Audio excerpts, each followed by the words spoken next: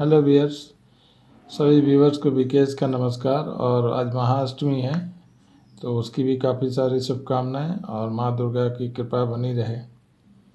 और आज के दिन मैंने सोचा कि मेमोरी एलोकेशन जो फंक्शन है जो काफ़ी पॉपुलर है, इसके संबंध में कुछ कंसेप्ट हम लोग क्लियर कर लें। लेकिन इसको क्लियर करने के पहले हमको फिर से पॉइंटर के बारे में समझना पड़ेगा, ठीक है, क्योंकि यहाँ जिक्र आएगा वाइट पॉइंटर का। ठीक है, तो पॉइंटर को भी समझने के पहले हम लोग को बेसिक पे आना पड़ेगा। तो जैसे हम लोग बेसिक ये है कि हम लोग इस तरह से कंप्यूटर कोडिंग में हम लोग पास करते हैं कि इंट n बराबर 15, और कभी कभी लिखते हैं double salary is equal to 20,000, इस तरह लिखते हैं। अगर इसमें डेसिमलो हो तो डेसिमलो 19 भी लिख सकते हैं इस तरह से। और कभी कभी देते हैं कैरेक्टर ग्रेड इक्वल टू ए। अब इसको समझना कि आखिर हम लोग क्या इंस्ट्रक्शन दे रहे हैं, क्या कर रहा है। हमने कहा कि देखो एक n नाम का मेमोरी में लोकेशन दे दो। तो क्या किया कि एक फर्स्ट क्लास समझिए रूम बना दिया, चाहे अपार्टमेंट में एक रूम हमारे नाम से रिजर्व कर दिया। हमारे नाम से मतलब ये जो नाम दिए हम ही दिए, यूजर डिफाइंड नेम, इसका नेमिंग कर दिया n। समझिए कि एक स्टोरेज लोकेशन, मेमोरी लोकेशन या एक रूम दे दिया आपको, इसमें रहने के लिए इसको दे दिया 15 को, ठीक है।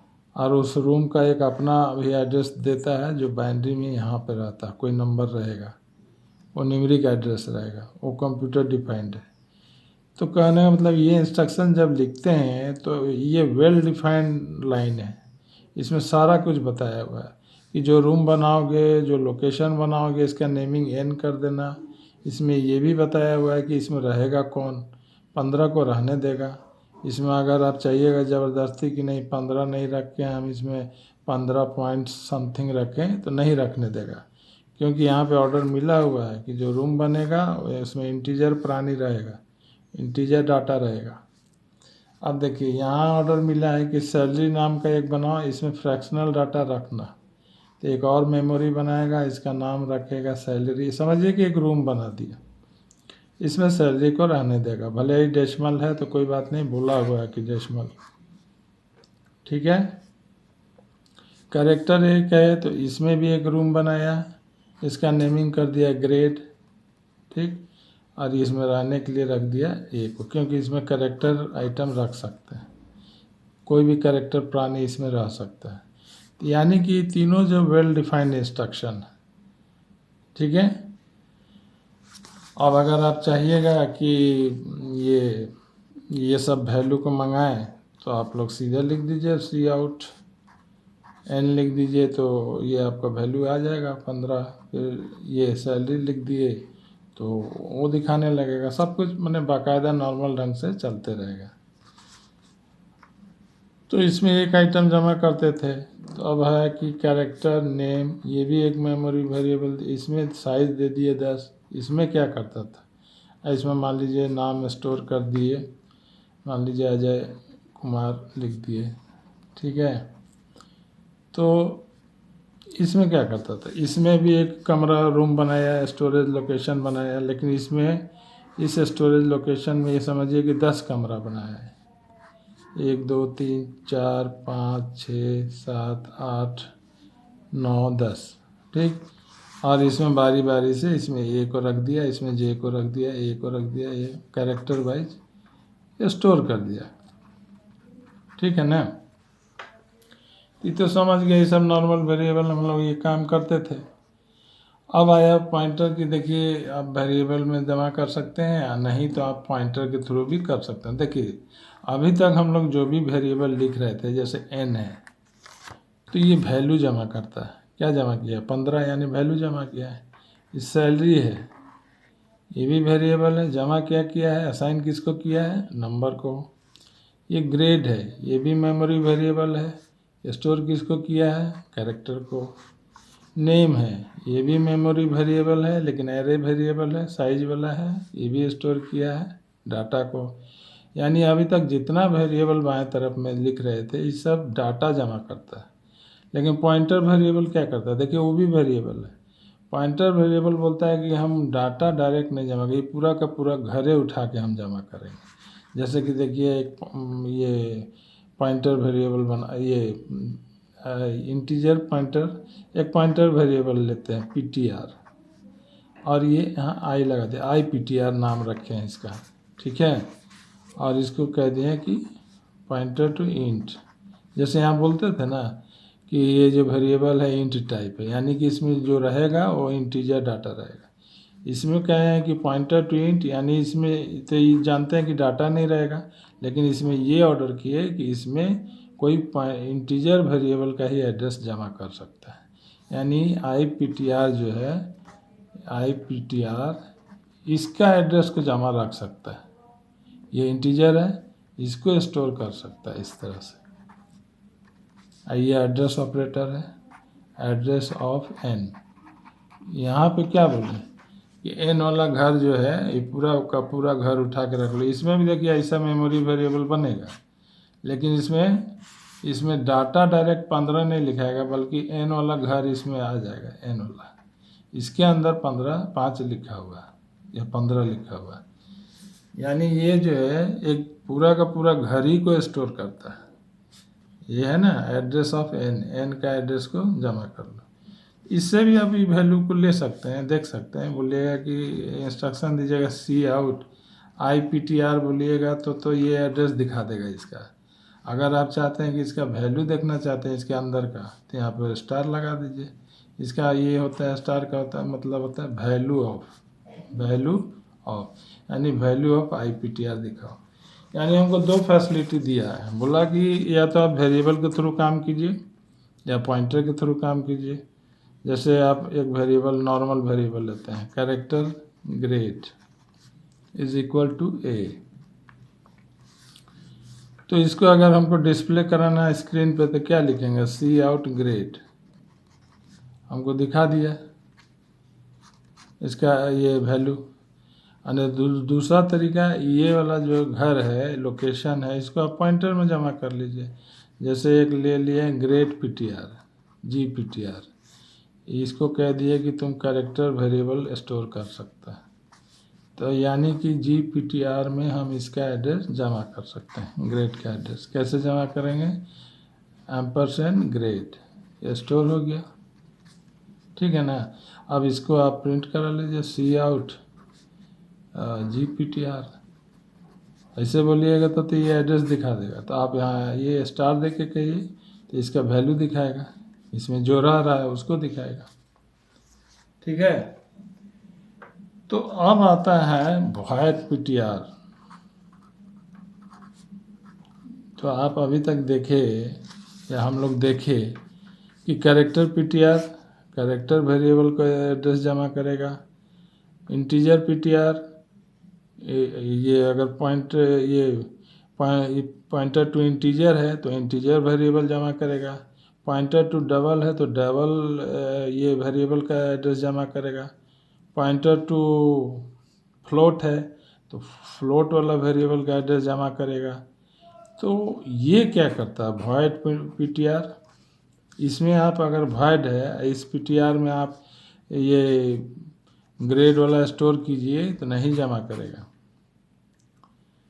रोल वाला स्टोर कीजिए वो भी जमा नहीं करेगा, कोई भी वेरिएबल का एड्रेस ही जमा नहीं करता है। तो भाई आया क्यों void PTR, आखिर किसको जमा करता है ये। इसमें अगर आप चाहिएगा ना कि मान लीजिए आप यहाँ लिखे हैं इंट रोल, दूसरा दिए हैं कैरेक्टर ग्रेड, तीसरा दिए हैं फ्लोट मार्क्स, ठीक है ना। अब अगर हम नीचे एक void PTR बनाए हैं, void पॉइंटर डिक्लेयर किए हैं, तो इस पॉइंटर में आप अगर रोल का एड्रेस जमा कीजिएगा रोल को, तो मैसेज आएगा कि हम जमा नहीं करेंगे। मैसेज आएगा कि इनडायरेक्शन है, गलत मिसमैच है, ई है वॉइड, आप जमा कर रहे हैं इंटीजर का एड्रेस। फिर ये कोशिश करेंगे कि पीटीआर में हम ग्रेड को जमा कर लें, कम से कम वो तो कैरेक्टर है। इसमें भी मैसेज आएगा कि नहीं जमा कर सकते हैं, ये वॉइड है और आप इसमें ग्रेड जमा कर रहे हैं। तो चलो फिर इस पीटीआर में देखिए, पीटीआर जो वॉइड टाइप है, ठीक। तो वॉइड टाइप में फ्लोट वाला जमा किए मार्क्स, इसमें भी नहीं जमा करेगा, कहेगा कि आप वॉइड वाला पीटीआर में ही जमा कर रहे हैं। बंजर वाला पॉइंटर में आप काम का चीज़ वाला जमा कर रहे हैं, ये बंजर है, वॉइड पड़ती है एकदम। इसमें कोई इस तरह का मकान नहीं स्टोर होगा जिसमें डाटा हो, चाहे डाटा वाला कोई भी काम का वैल्यू वाला डाटा वाला घर होगा ना, उसको ये स्टोर नहीं करेगा। तो किसको करता है स्टोर? ये बोलता है हमको लोकेशन मत दो, हमको प्रति ज़मीन दो, प्रति ज़मीन का एड्रेस हम जमा करेंगे। प्रति ज़मीन मैंने मेमोरी में से एकदम सपाट मेमोरी ला के दो, कोई वेल डिफाइंड वेरिएबल नहीं होना चाहिए, जैसे इंटीजर ऑल बराबर 30, कोई वेल डिफाइंड वेरिएबल का एड्रेस देगा हम नहीं जमा करेंगे। काहे कि हम पहले ही बोल दिए कि हम बंजर हैं, हमको ऐसा वेरिएबल दो, वेरिएबल तो दो ही मत, हमको एकदम प्रति मेमोरी दो, प्रति ज़मीन दो, बंजर ज़मीन दो, जिसमें कोई डाटा भी नहीं होना चाहिए और कोई डाटा उसमें मीनिंगफुल नहीं होना चाहिए, एकदम नल्ला उसमें रहे, नल नल नल, उस तरह का प्रति ज़मीन हम जमा करें। तो प्रति ज़मीन भाई कहाँ से आएगा? तो प्रति ज़मीन या प्रति मेमोरी यही देता है, मेमोरी एलोकेशन। इसके अंदर में साइज लिखते हैं, 5 लिख दिए। ये जो हमको मेमोरी में से, हिप में से, मेमोरी का एकदम ढेर में से वो निकाल के हमको एक लंबा सा मेमोरी दे दिया टुकड़ा, लेकिन ये बंजर मेमोरी दिया है, इसमें कोई डाटा उटा नहीं है। ये 5 भी दिया तो सब नल्ला के लिए दिया, नल के लिए, कोई ये सब इंटीजर वैल्यू या फ्लोट वैल्यू ये सब नहीं रहेगा। हाँ, ये जो यहाँ से जो मेमोरी ये मिला 5 का, एकदम बंजर, समझिए कि कोई लोकेशन नहीं, प्रति मेमोरी, कोई यूटिलाइज अभी नहीं, उसको ही जमा करेगा वॉइड पॉइंटर VPTR। अगर हम यहाँ डिक्लेयर कर दिए हैं वॉइड VPTR, तो VPTR में ये देखिए मेमोरी एलोकेशन, कोई हम वेरिएबल का नाम नहीं लिखे हैं कि मेमोरी में से हमको थोड़ा सा एलोकेट कर दो, थोड़ा सा दे दो, प्रति मेमोरी दे दो, तो वो जाएगा मेमोरी का ढेर में। विंडो 10 जितना यूज कर लिया, ऑफिस जितना यूज कर लिया, सब के बाद जो बचा कुचा मेमोरी है उसमें से उठा के हमको दे दिया। हाँ, तो हम कह सकते हैं कि सर ये 5 को क्या है ये? तो 5 प्रति ज़मीन में 5 लोकेशन बना दिया, लेकिन ये इंटीजर के लिए नहीं बनाया। आप इसमें जमा कीजिएगा ना VPTR में, कि VPTR में वैल्यू जमा कर दो 15, नहीं जमा करेगा, बोले अरे ये इंटीजर कहाँ से आ गया? हम तो खाली नल्ला लोग को लेते हैं, कोई बिना काम काज वाला फ्लोट भी नहीं लेगा, कुछ भी नहीं लेगा। क्या कि जो फंक्शन है सिर्फ कुछ मेमोरी दिया, उसका एड्रेस को ये स्टोर करता है, क्योंकि पॉइंटर तो जान रहा है ना कि एड्रेस को ही स्टोर करता है, लेकिन वेरिएबल का एड्रेस को नहीं, एकदम सपाट मेमोरी है उसको ही स्टोर करेगा। ठीक है, क्योंकि अब इसका दूसरा पार्ट हम अगले वीडियो में क्लियर करेंगे, क्योंकि अभी आप लोग पूजा में बिजी हैं, अगले वीडियो में और थोड़ा क्लियर करेंगे। अभी फिलहाल इतना ही रखिए दिमाग में कि वॉइड पीटीआर में कोई नॉर्मल वेरिएबल का एड्रेस जमा नहीं होगा, ना इंटीजर का, ना फ्लोट का, ना कैरेक्टर का, ना स्ट्रिंग का, किसी का नहीं। इसको दिमाग में रखिए कि एकदम ये बंजर जो भूमि होगा, बंजर जो मेमोरी होगा, एकदम नल वाला मेमोरी हो, जिसमें कोई डाटा जमा नहीं हो, उसमें कुछ भी डाटा उगाया नहीं जा सके, स्टोर नहीं किया जा सके, उस तरह का मेमोरी एड्रेस को ये स्टोर करता है। उस तरह का मेमोरी एड्रेस ये देता है, मेमोरी में से एलोकेट कर दिया 5 कंटिन्यूस का एक टुकड़ा दे दिया, कोई वेरिएबल नहीं बनाया, उसको ये स्टोर करेगा। ठीक है, अब अगर कंसेप्ट क्लियर हो गया है तो आगे का इंतज़ार कीजिए, उसमें और थोड़ा सा क्लियर करेंगे। अभी पूजा का टाइम है, पूजा मनाइए। Okay, thank you.